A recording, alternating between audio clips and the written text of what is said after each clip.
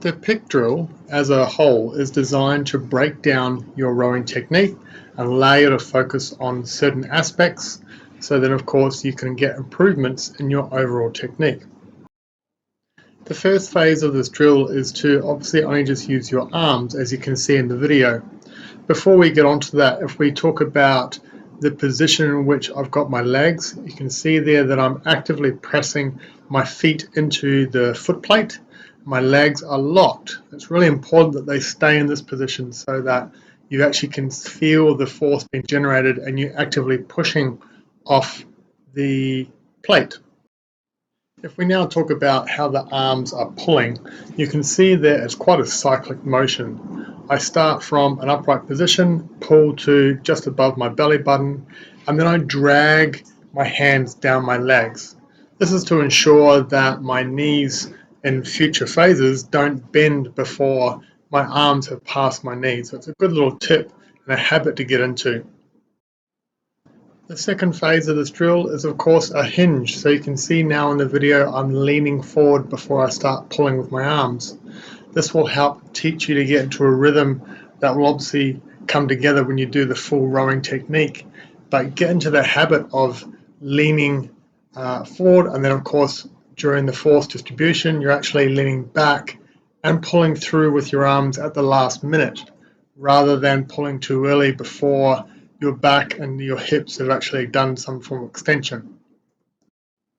Phase 3 is a half row. So you can see now I've got a slight bend in my knee and I'm looking to actively push my feet through that foot plate and get as much out of those knee extensors or my quads as I possibly can before I then look to extend through my hips and then obviously finish off with a row.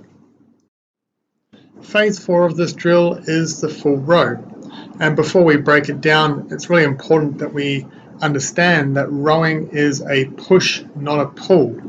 This is counterintuitive to what we've been told or what we've been led to believe around rowing, simply because obviously our arms are doing a pull, but it has to be noted that the majority of our force is created through a pushing movement, which is pushing our feet through the foot plate, where our bigger, stronger muscles can generate the force.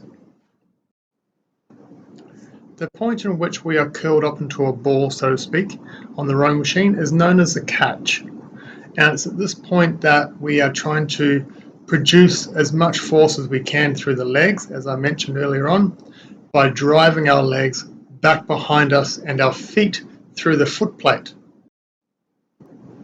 It's obviously during this phase of this drill that we're trying to tie in everything that we've worked on to this point.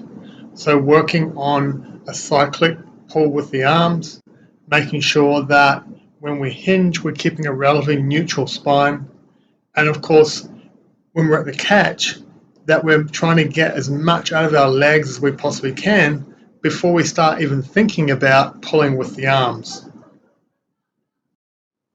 Last but not least in this video, we need to discuss tempo of the rowing technique, but also your body position at both the catch and full extension.